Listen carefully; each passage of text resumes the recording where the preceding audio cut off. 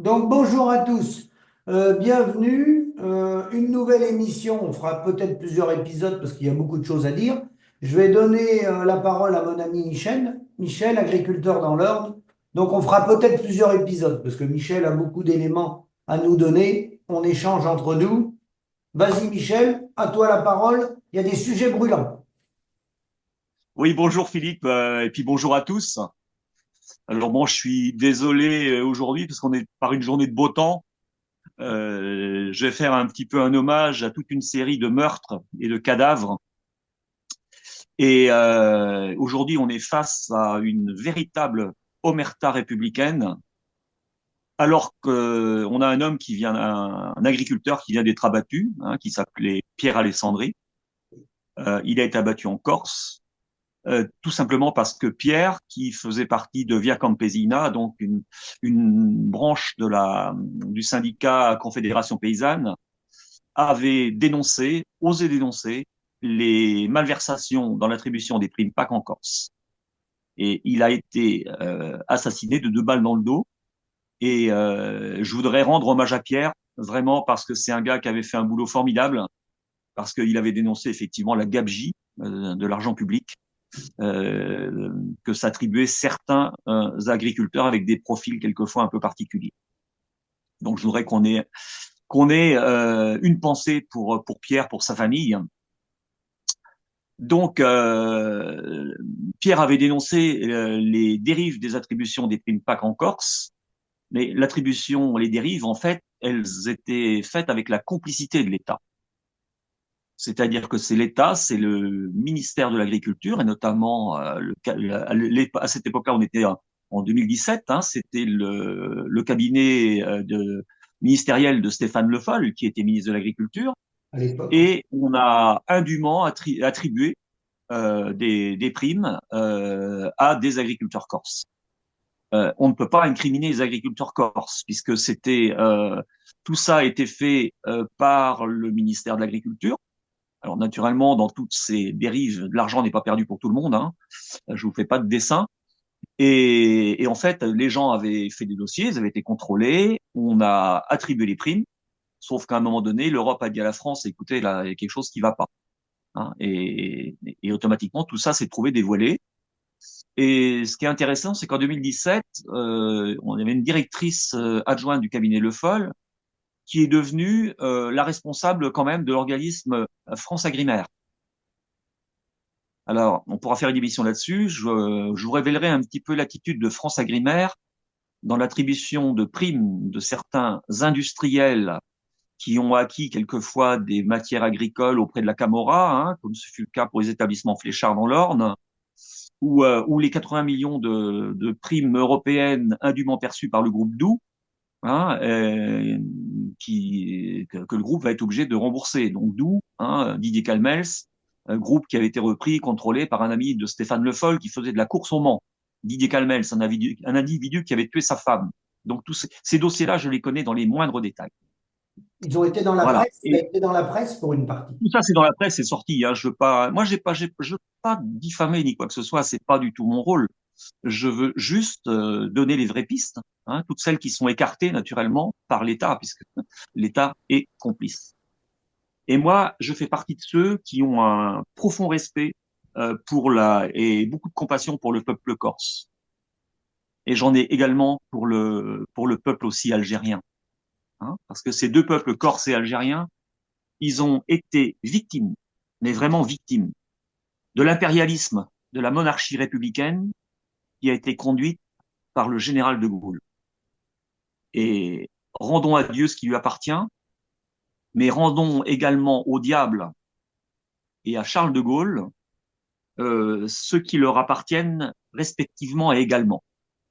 Parce que derrière Charles de Gaulle, il y avait effectivement l'ombre d'une secte vaticane, hein, qu'on retrouve à travers toutes ces affaires, de toute façon que je développerai si Dieu me prête vie, hein, et liberté.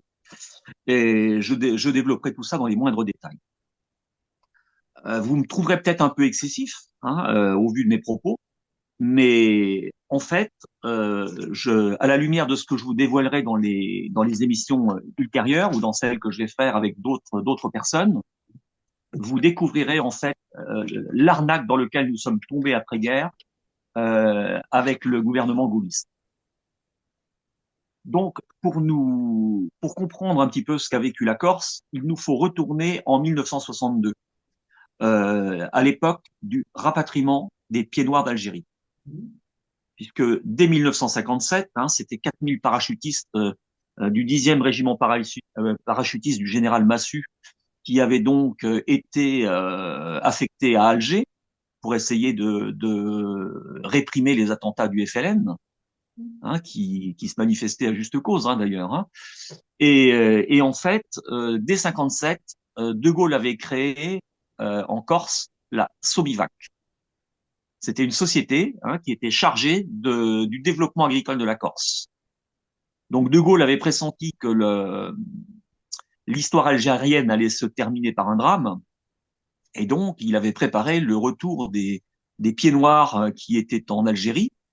Et naturellement, la terre d'accueil des pieds noirs, la plus appropriée, c'était la Corse. Et là, De Gaulle va mener un projet de développement économique sur l'île qui va comporter deux axes. Un axe touristique, où on veut développer massivement le tourisme. En fait, on veut faire de la Corse l'Oranais algérien. Parce que Oran était vraiment très touristique, et vraiment, et toute la nomenclature française était beaucoup sur Oran.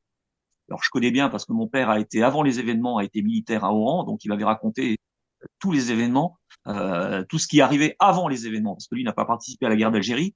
Donc, il m'avait raconté un petit peu tout ce qui se passait avec les pieds noirs. Il me racontait en outre que l'armée française, elle était mieux traitée par les Algériens que par les colons pieds noirs. Hein, L'Algérien filait encore à boire aux militaires français. Les salopards de pieds noirs, quand ils voyaient la troupe, ils les voyaient de travers. Voilà, c'est ce que m'avait restitué mon père. C'est pour ça que j'ai toujours eu un profond respect pour les Algériens.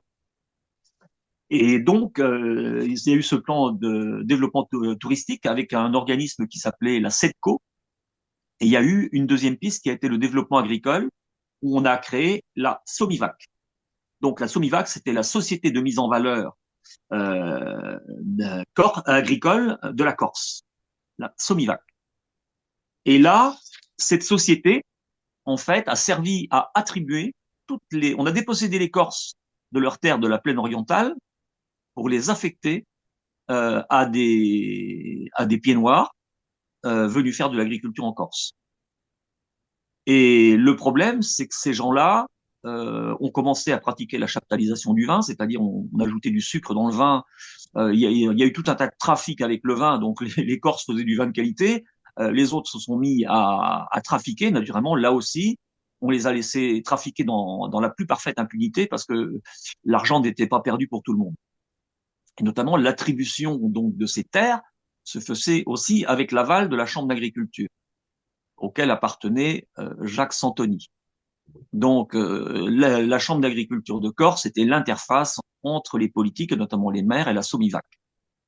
Donc, ces gens-là ont commencé par attribuer les terres aux gens de leur clan, ça a été et aussi aux pieds noirs. Donc, c'est là où on a commencé à voir les événements qui ont créé le nationalisme, notamment la création de l'ARC, la RC, l'armée révolutionnaire corse. Et c'est là où on a eu les événements de la cave d'Aléria. Je peux vous dire que Marcel Lorenzoni, Edmond Simeoni, c'est des gens qui étaient quand même des gens courageux. C'est des gens qui ont porté, comme je dis, leurs couilles. C'était pas José Bové, vous savez, le brave moustachu avec sa pipe là, qu'on a vu s'attribuer faussement la destruction, la déconstruction du McDo, parce qu'il s'est attribué un fait où il n'était même pas impliqué. Tu le sais, toi. C'était pas lui qui était à l'origine au début. Voilà, tu le sais, toi, Philippe. Voilà, il s'est attribué. Alors, ce triste zèbre, un moustachu et fumeur de pipe, Et alors, fréquentait. je te laisse dérouler, mais il ne faudra pas que tu oublies pourquoi ce silence assourdissant des responsables politiques et syndicaux suite à la mort de Pierre. Parce que Mais il y a eu, vous à part Laurence Marandola, c'est normal, c'est la Confédération paysanne, mais j'ai pas vu dans le paysage politique s'exprimer la moindre compassion pour Pierre. Tout à fait. Vous allez comprendre après pourquoi. Vous allez comprendre au déroulement de ce que je vous donne. Vous comprendrez le silence assourdissant, l'omerta républicaine. Donc, je vous parlais de ce célèbre fumeur de pipe moustachu, hein, qui était fils de chercheurs agronomes qui s'étaient exilés aux États-Unis, Tout à fait. hein, et qui s'était donc acoquiné avec un triste sire de l'époque, hein, qui s'appelait François Bayrou, et qui fréquentait à cette époque un gourou, un véritable gourou qui s'appelait Lanza del Vasto.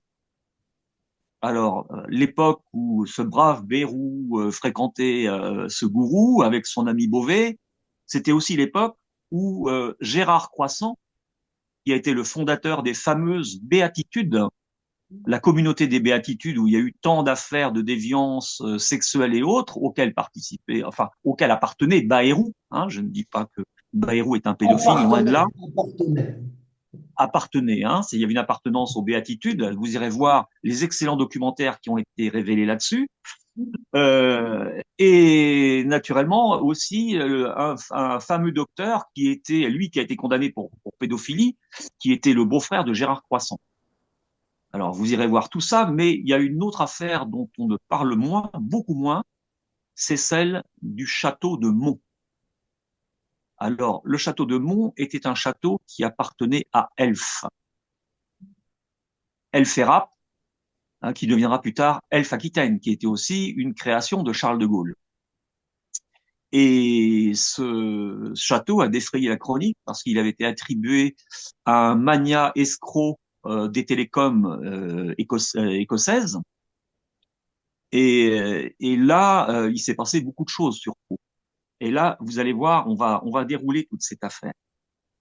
Je peux vous dire que si les affaires Bétaram, Béatitude, la secte des Béatitudes, soutenue par le Vatican, hein, les affaires du château de Mont vous étaient comptées, vous regarderiez la France sous un autre aspect. C'est excessivement grave. Et je vais vous emmener sur le meurtre d'un autre agriculteur qui lui a été aussi abattu dans le dos et avec une balle dans le flanc. Et cet homme s'appelait Jérôme Laronce. Hein, il a été abattu en Saône-et-Loire et il a été abattu par la gendarmerie. Et il se trouve qu'il Que, était de la Confédération paysanne aussi. que savait Jérôme Laronce? Que savait Jérôme Laronce sur le préfet de Saône-et-Loire de l'époque, Gilbert Paillet?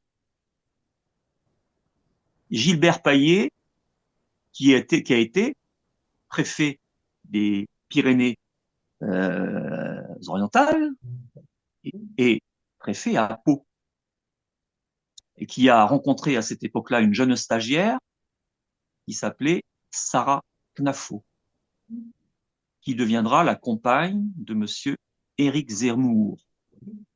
Éric Zemmour, qui était donc descendant de cette famille de juifs algériens de l'Oranais, hein, qui était aussi le berceau d'une autre famille de Zemmour, lointainement éloignée un petit peu éloignée de Zemmour, celle des fameux truands parrains du banditisme français, les frères Zemmour, qui étaient très présents sur la région parisienne. Hein, parce que entre Éric Zemmour et les frères Zemmour, il y a effectivement un lointain lien de parenté. Mais tout ça, ça pose quand même beaucoup de questions. Hein, sachant que les Zemmour étaient surtout très actifs sur la région parisienne et aussi sur la Belgique à travers la prostitution. Et ces gens-là, vous irez voir la célèbre affaire qui mêlait tout le gratin du banditisme français du casino de Namur. Vous allez voir, tout ça vous ramènera sur des affaires de mœurs. C'est énorme, hein, ce dossier. Il est énorme. Alors, quand on gratte derrière tout ça, derrière ces réseaux anglais, alors moi, j'ai bien connu un magistrat. Je ne sais pas d'ailleurs s'il est encore de ce monde, ce magistrat. Et il s'appelait Denis Coté. C'était le juge des affaires familiales de Pau. Et il se trouve que ce magistrat était substitut du procureur dans l'Orne à l'époque où ces parquetiers d'origine corse protégeaient les manias du pétrole, de la gestion des déchets et des boîtes de nuit ornaises. Et derrière ces affaires, on trouvait un réseau, celui de John Palmer, donc un célèbre truand anglais qui a été abattu de 6 balles, qui avait refondu 3,5 tonnes d'or lors du braquage de la Brinksmat à Londres. Et le butin de ce braquage avait été blanchi par le cabinet d'avocats panaméen Mossack Fonseca. Monseigneur Fonseca. Alors moi j'ai perdu, hein, j'ai perdu ma société, moi j'ai perdu mon affaire avec mes avions. Tout ça parce que effectivement la gendarmerie, la police, la magistrature française préfèrent laminer des gens comme moi que de toucher aux financiers du terrorisme international, notamment d'Al-Qaïda et du Hezbollah. Puisque derrière le réseau Palmer, on trouvait aussi une personne d'origine libanaise, hein, et aussi un juif d'origine ukrainienne, hein, qui est réfugié aujourd'hui en Israël. Et ces gens-là étaient impliqués dans le trafic des diamants, avec naturellement les affaires du Libéria, hein, et la guerre du Sierra Leone. Donc trafiquants de diamants, trafiquants d'armes, trafiquants de drogue, trafiquants immobiliers. Et voilà, on préfère la gendarmerie, et là je remercie le major Ménard du commandement de la gendarmerie de Donfront, hein, et puis son supérieur, le capitaine Hainaut, hein, qui s'était empressé de crier chez ses amis du service central de la prévention de la corruption, tirez-moi de là, pour devenir instructeur de la gendarmerie nationale à Saint-Astier, en Dordogne, hein, parce que cet homme avait quand même fait un faux témoignage sur moi, m'accusant d'avoir dénoncé un de ses subordonnés pour être un proxénète. Alors que moi, je dénonçais effectivement des prises de possession de parts dans des boîtes de nuit du réseau Palmer par la compagne d'un homme qui était encore gendarme à l'époque et qui apparaissait sur la liste des repreneurs. Voilà. Hein. Je vous assure, quand je vois la première dame de France, j'ai l'impression de voir Blanche-Neige et les 7 nains. Vous savez, quand je vois Macron, quand je vois Retailleau, hein, et le petit frère Moussa, franchement, là, on baigne dans le ridicule. Voilà ce que ces gens protègent. Hein. On est sur des ersatz de d'entités régaliennes, hein, qui sont, c'est même plus une justice ni une police, tout simplement les lutins du crime organisé mondial. Voilà à quoi vous avez affaire. Hein. Aujourd'hui, le plus grand problème qu'on a de la France, c'est qu'on n'a aucune lutte contre la corruption d'État. On n'a absolument aucune instance compétente en matière de corruption. Ce qu'on appelait anciennement le service central de la corruption, avec qui j'avais été en lien à une époque, c'est un vulgaire théâtre à guignol, tout comme le pôle financier français. Donc voilà, donc pour le cas Laronce, ce que savait Jérôme Laronce sur le préfet Gilbert Paillet, qui deviendra responsable technique et juridique, hein, de la campagne de Zemmour. Et ça, il faut quand même se poser des vraies questions. Et là, on s'interroge, sachant aussi que la gendarmerie, avec la fameuse histoire du château du Mont qui avait été vendu à ce réseau anglais, alors c'était le Koh-Lanta avec des homosexuels anglais, il y a eu une drôle d'affaire là-dessus, où la gendarmerie avait été jusqu'à en lancer un avis de recherche sur un homonyme du propriétaire. Naturellement, c'est exactement les mêmes problèmes, les mêmes procédés que j'ai connus moi à Argentan. Quand il y avait quelqu'un qui était serré et là, on faisait comparaître quelqu'un d'autre à sa place, voilà, on trafiquait les jugements. Moi, me concernant, j'ai eu un greffier argentan qui m'a donné des copies de jugement, qui m'a dit regardez ce qu'a relaté la presse, regardez ce qu'il y a sur ce jugement, même les jugements sont trafiqués. Voilà, c'est le greffier, hein, qui m'avait donné ça. Il m'a dit, Monsieur Chanu, un jour, ça pourra peut-être vous rendre service. Voilà, donc vous savez, je suis quelqu'un qui conserve tous les moi 30 ans, 40 ans, j'ai encore toutes les archives.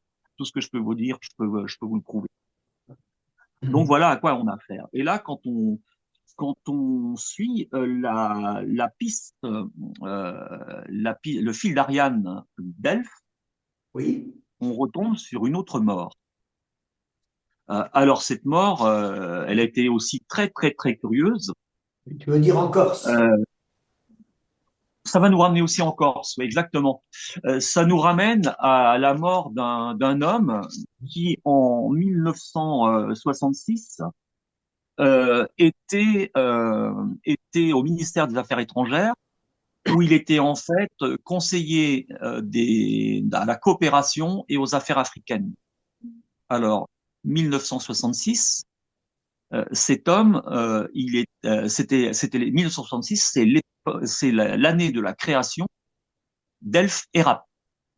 Elf étant la compagnie pétrolière où on a réuni différentes compagnies, et ERAP étant la structure financière adossée à la compagnie pétrolière, qui deviendra l'année suivante Elf Aquitaine. Alors, cet homme, il est né à Mende, en Lozère. Euh, il, euh, il a été, en 1973, directeur de cabinet d'un homme qui était aussi maire de Vire. Alors Vire, c'est le fief de Madame Elisabeth Borne. Oui, tout à fait. Et il a été directeur de cabinet d'un homme qui s'appelait Olivier Stirn, Oui. dont le garde du corps était le père d'une amie, qui est aujourd'hui dans une panade monstre. On a ruiné. Et Stirn n'était autre que le conseiller des affaires africaines d'un ministre du budget, ministre des Finances, du cabinet Chaban-Delmas, qui s'appelait Valéry Giscard d'Estaing. Valéry Giscard d'Estaing, qu'on retrouvera embringué dans une affaire, plus tard, dans une affaire de diamants, Plus tard. avec l'Afrique, et qu'on retrouvera empêtré dans une affaire d'avion renifleur, qui impliquait tout d'abord Guillaume, puis ensuite Albin Chalandon.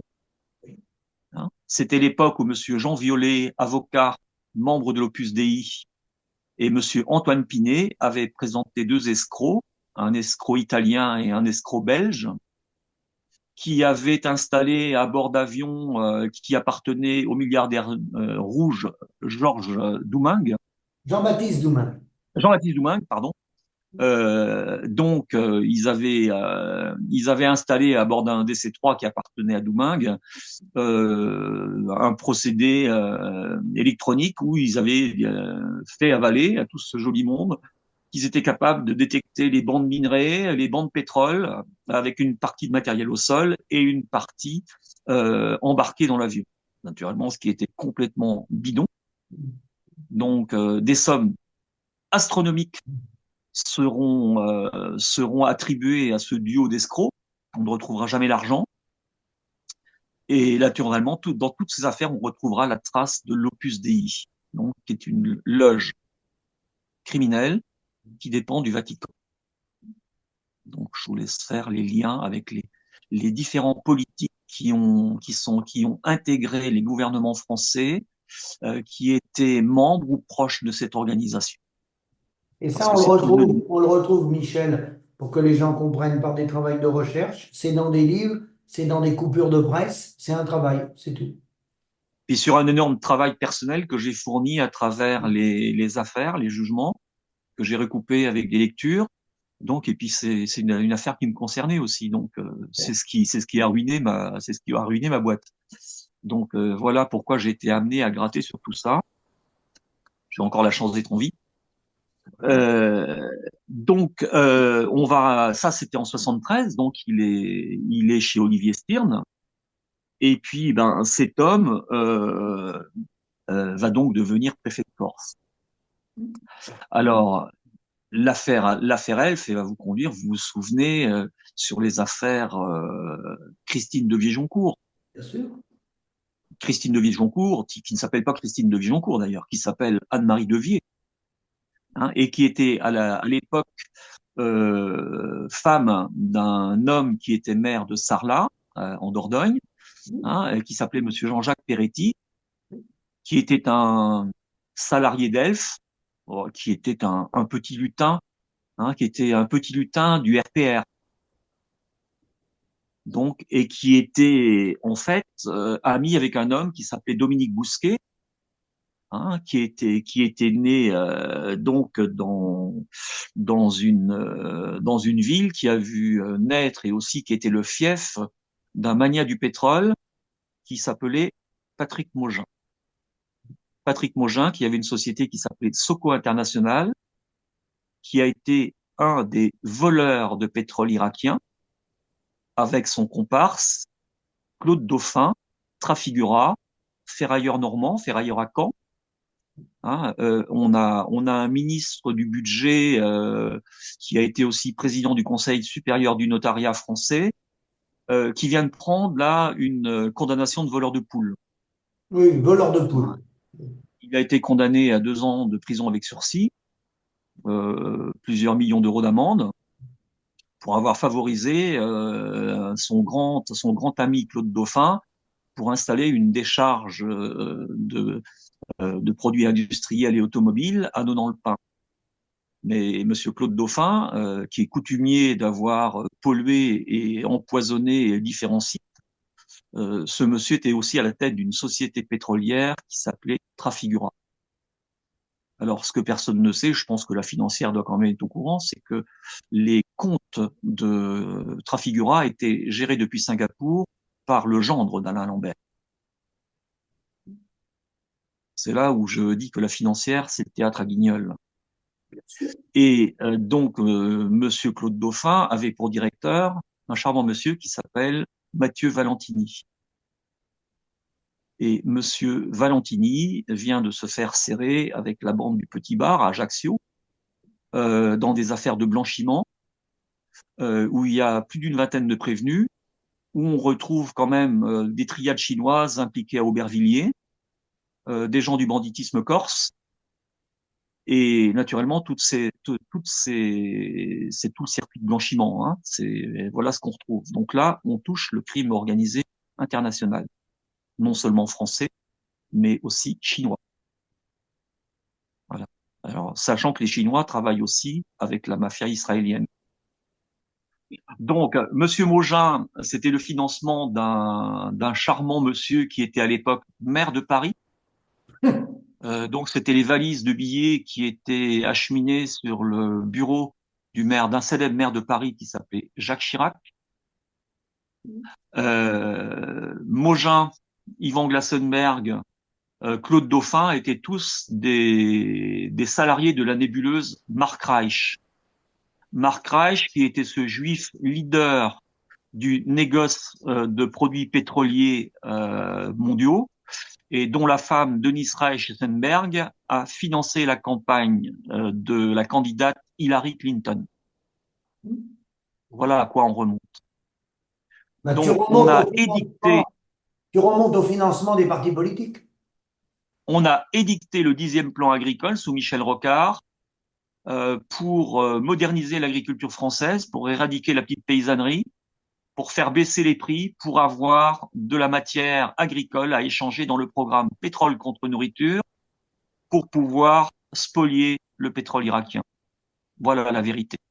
Alors, Je vous laisse pétrole compter les contre nourriture. cadavres qu'il y a eu à la fois du côté français et du côté irakien. Alors, pétrole contre nourriture, le 10e plan a beaucoup été dénoncé par la coordination rurale de l'époque, faut le dire, notamment François Lucas. Voilà. Alors, je vais vous faire les liens parce que qui était conseiller des questions agricoles sous Michel Rocard à l'époque, c'était tout simplement Monsieur Pierre Pringuet. Monsieur Pierre Pringuet qui quittera donc ses fonctions de conseiller du Premier ministre pour devenir le leader d'une société bien connue qui s'appelle Pernod Ricard. Pernod Ricard, qui est une société écran des services secrets français, une société qui montait des réseaux, des laboratoires de cocaïne en 62 au Maroc, société qu'on retrouvera impliquée avec les cartels de la drogue colombiens. Et naturellement, Société Pernod Ricard, à travers Pasqua, qu'on retrouvera lié donc au crime organisé international et notamment avec la société Seagram, qui avait été créée par Monsieur Samuel Bronfman, qui était le fournisseur d'alcool frelaté de la mafia italo-américaine aux États-Unis. Monsieur Samuel Bronfman, qui sera aussi le créateur d'Universal, le cinéma, bien sûr. puis qui deviendra Vivendi Universal, donc avec Jean-Marie Messier, C'est ça. les sociétés Banijay de tous nos charmants guignols, hein, comme Hanouna, hein, comme toute cette racaille qui est en train de vous divertir et de vous abrutir. Voilà. Et tout ça, en fait, va être créé. Et ce monsieur, on va le retrouver aussi, je vous le donne en mille, dans la société, la méga société de l'agroalimentaire française, Avril. Ouais, le groupe Avril, oui. Puisque monsieur Pierre Pringuet, aux côtés de monsieur Jean-Pierre Denis, aux côtés de l'actuel président de la Fédération nationale du syndicat d'exploitants agricoles, hein, qui était à l'époque président de la FOP, voilà, Xavier vous allez Belin. retrouver tout ce joli monde. Xavier Belin. En Sachant que fait, M. Denis, c'est les caisses du Crédit Mutuel. vous avez purement et simplement, vous êtes purement et simplement en présence du crime organisé.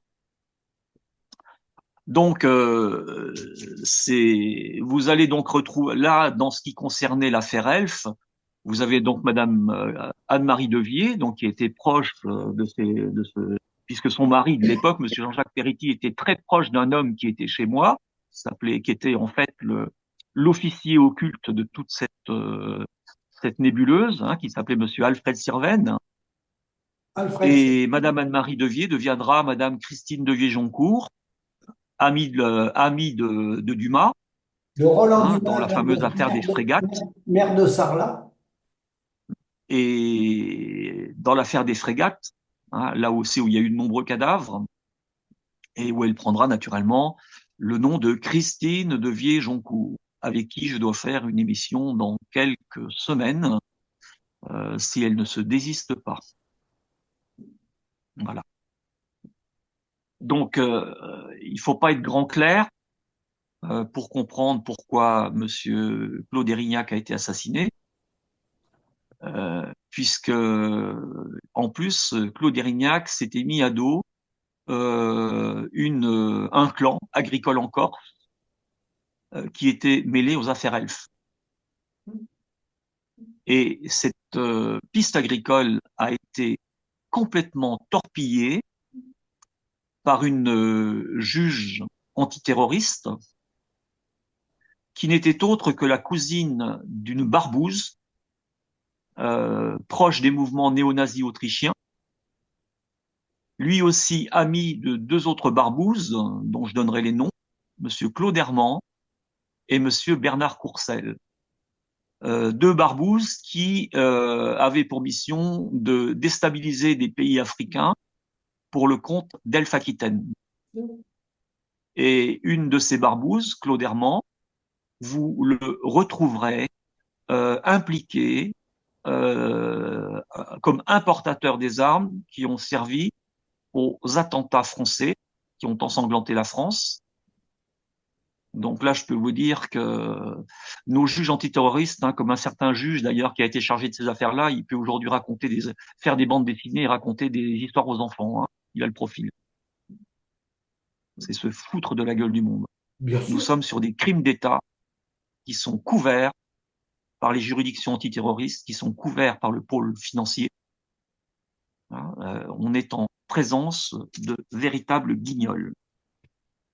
Voilà ce qu'on vit aujourd'hui. Donc, vous voyez, les Corses étaient eux, hein, à l'époque d'Edmond Simeoni, à l'époque euh, de ces gens-là, de Marcel Lorenzoni. Les Corses étaient vraiment pillés par toute cette finance et ces colons algériens, enfin colons français en Algérie. Et aujourd'hui, on a exactement la même situation en France, et nous sommes aujourd'hui colonisés par les criminels de la haute finance. On est exactement dans le même processus.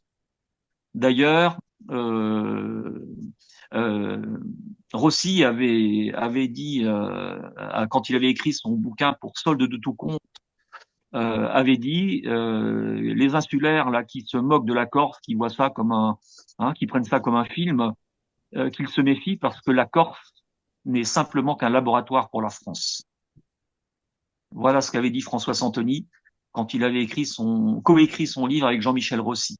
C'était des parrains du nationalisme. Malheureusement, le nationalisme corse est divisé et le problème est venu s'adjoindre au nationalisme corse des franges criminelles, donc celle qui était déjà la solde de Gaulle.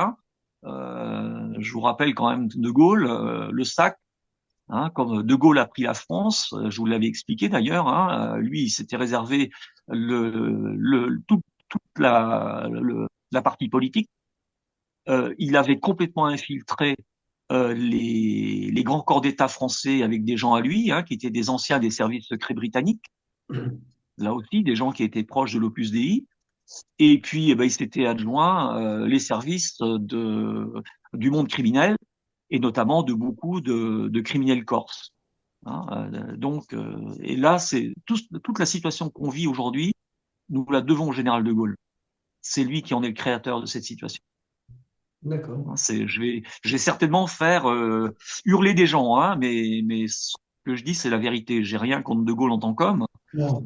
Voilà, moi, j'ai donc recreusé dans les affaires et donc je suis allé voir tous les liens. J'ai fait tous les liens, en fait, les liens financiers, ceux qui finançaient les campagnes électorales de nos chers présidents, tels qu'ils soient. Alors, vous voyez, j'ai compris, comme Bernard Squarcini, j'ai compris où était la véritable force aujourd'hui. La force, c'est le renseignement. Bien C'est sûr. quand on sait. C'est ça la force. Donc, arrêtez d'écouter les fables de ce que vous racontent les partis politiques. Arrêtez de regarder les fables de ces grands médias qui sont tenus par des réseaux criminels. Donc, de grâce, je vous le répète, arrêtez de vous faire endoctriner par ces médias soutenus par la finance criminelle. Vous savez, je m'arrêterai seulement sur une agence, l'AFP, celle qui vous distille toute l'information en France. L'AFP est tenue par Monsieur Friss, qui n'est autre qu'un ancien de Vivendi Universal, époque Jean-Marie Messier, et également son directeur juridique également. Donc voilà à qui vous avez affaire. Donc moi, vous savez, j'ai juste tiré sur le fil du mensonge et tout est venu. J'ai épluché des dizaines de milliers de documents, j'ai lu des centaines de livres et en fait, j'ai fait un travail monumental pour reconstituer le puzzle. Et en fait, quand vous reprenez l'affaire de l'assassinat du préfet Erignac, donc je vais vous replacer tout ça dans son contexte. Nous sommes sous la présidence de Jacques Chirac. Nous sommes à l'époque où le ministre de l'Intérieur n'est autre que Monsieur Nicolas Sarkozy. Nous sommes donc en présence d'un président de la République qui a bénéficié de valises de billets qui ont été générés par le trafic pétrolier. C'est très curieux quand on voit tout le déroulement, quand on voit un ministre de l'Intérieur au mépris de la présomption d'innocence, va dénoncer un innocent pour être un assassin, Ivan Colonna. D'ailleurs, à cette époque, je me rapprocherai de la famille d'Ivan, son oncle et sa tante qui habitent en Bretagne.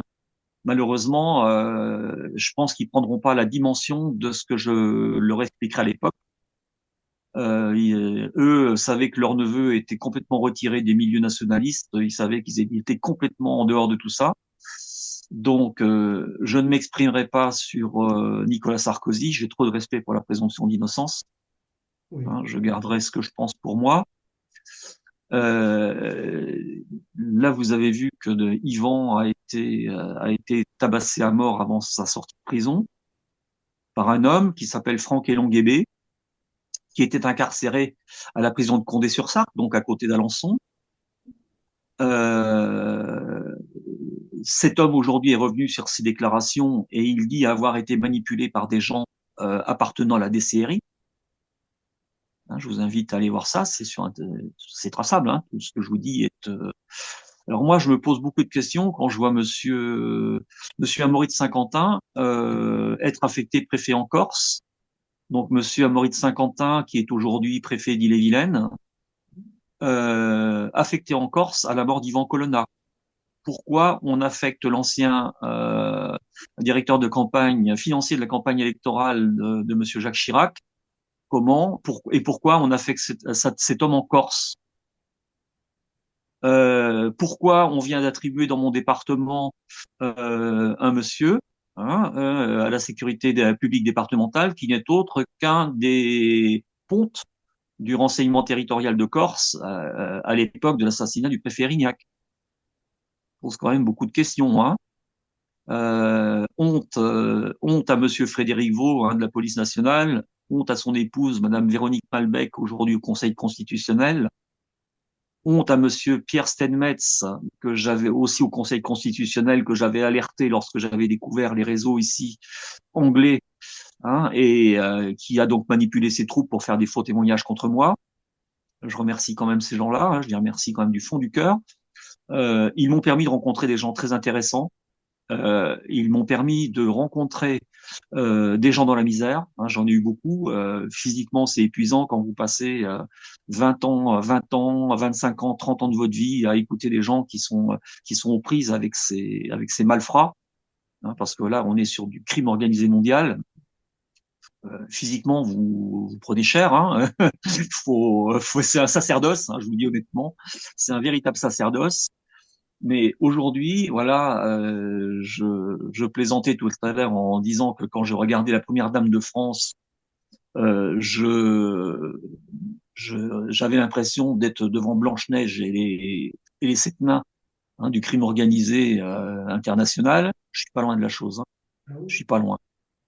Donc aujourd'hui, euh, voilà, moi j'invite les gens à porter leurs attributs. Hein, donc à dénoncer ce qu'ils savent.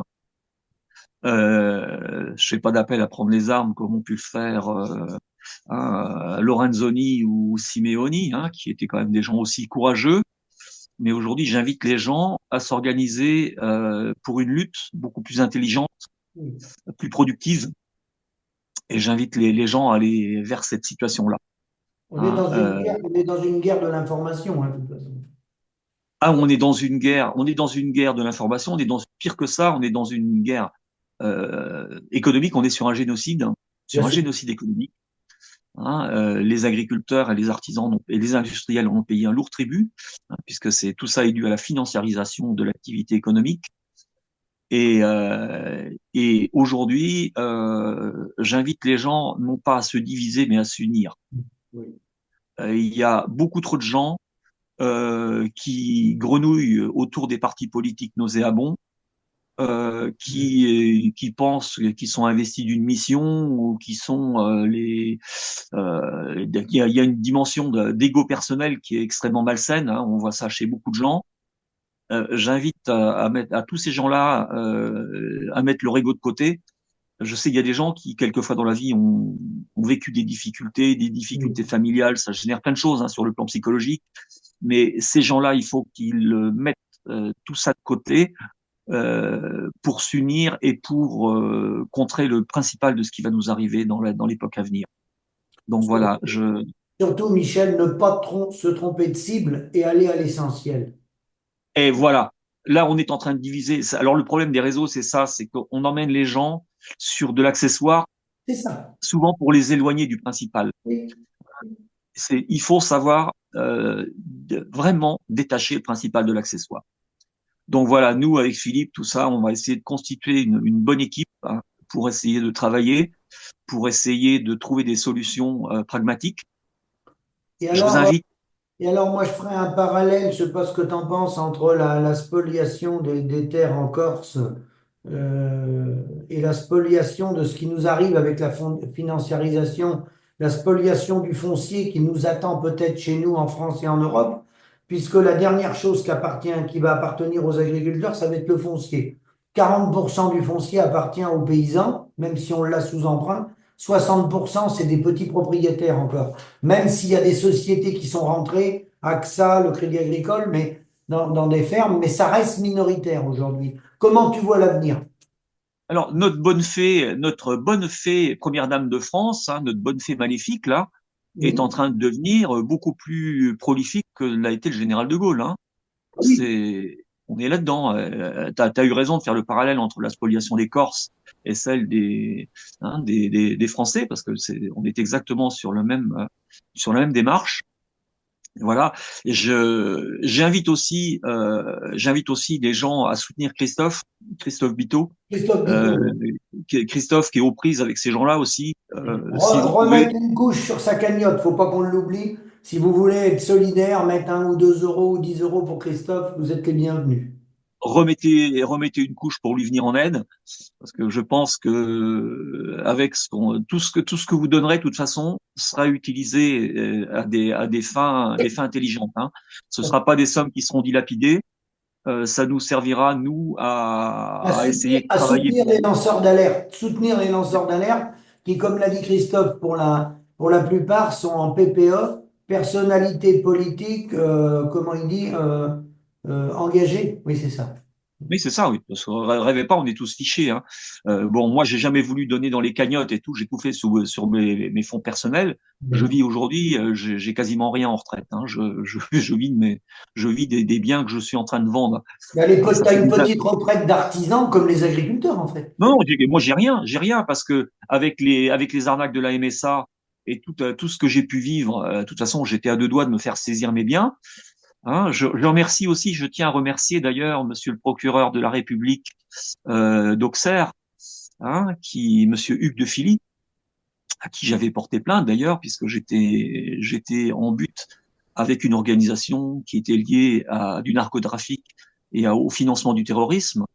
Ce monsieur n'a même pas daigné me répondre. Mais il m'a néanmoins, je pense qu'il est intervenu pour que les malversations de la MSA Mayenne-Nord-de-Sarthe cessent à mon encontre.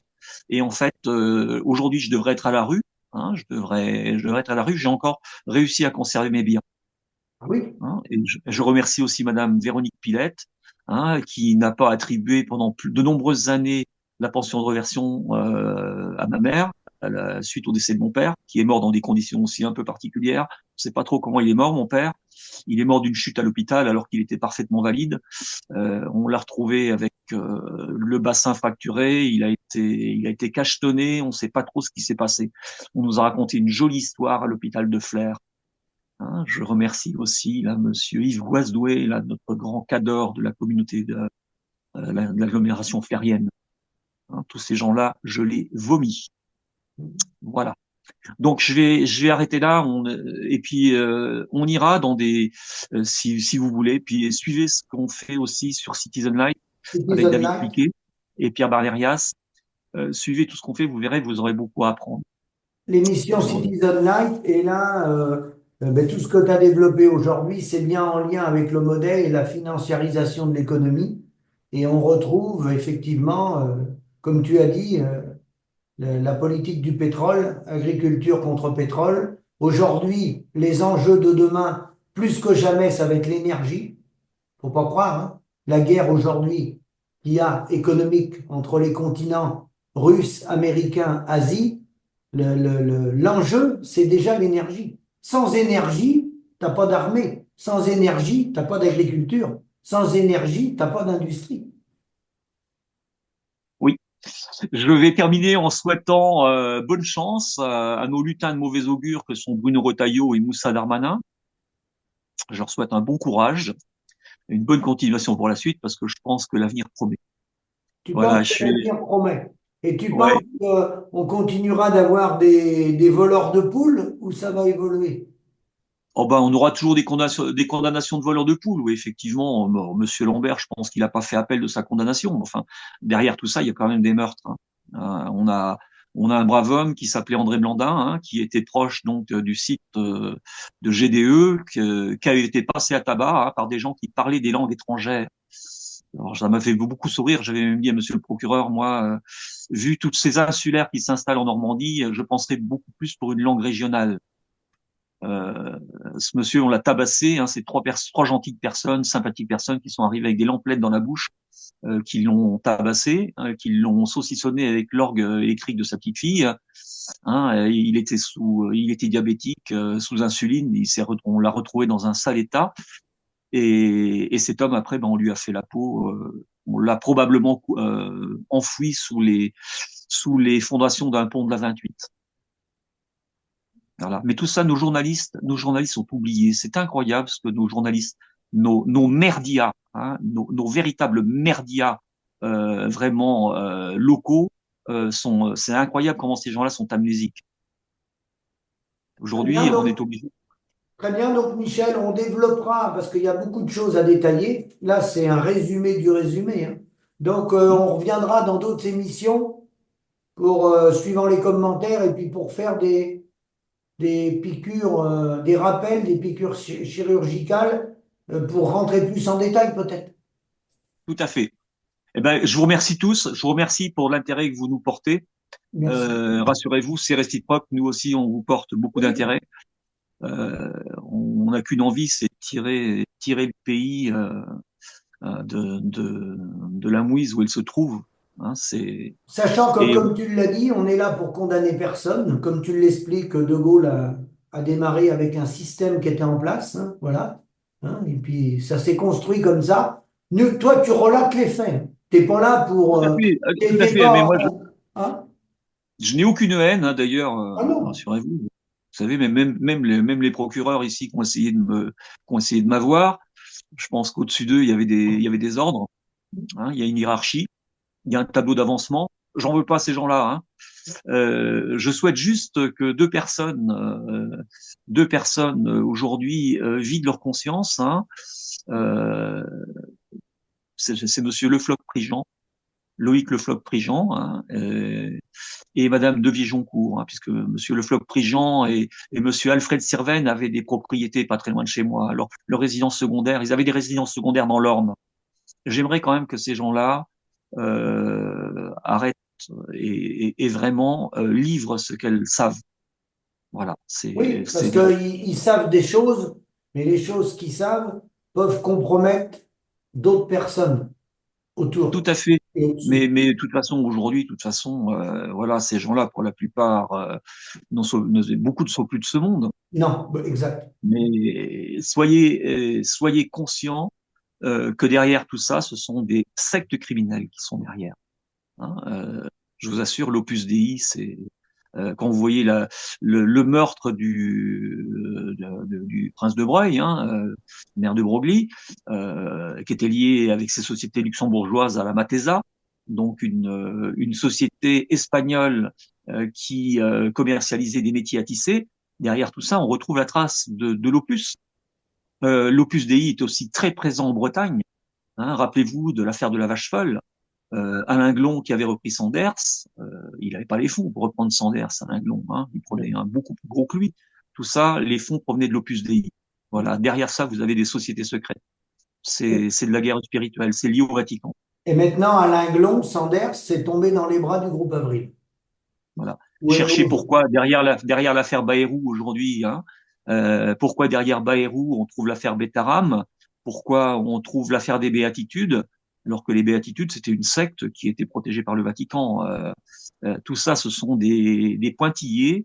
Et ayez l'intelligence intellectuelle de regarder à quoi ça correspond, voilà, puis vous découvrirez la vérité. ouais. Voilà, je vous remercie. Il suffit de faire comme toi tu fais, Michel, d'aller lire et de s'informer. En fait, tout est écrit.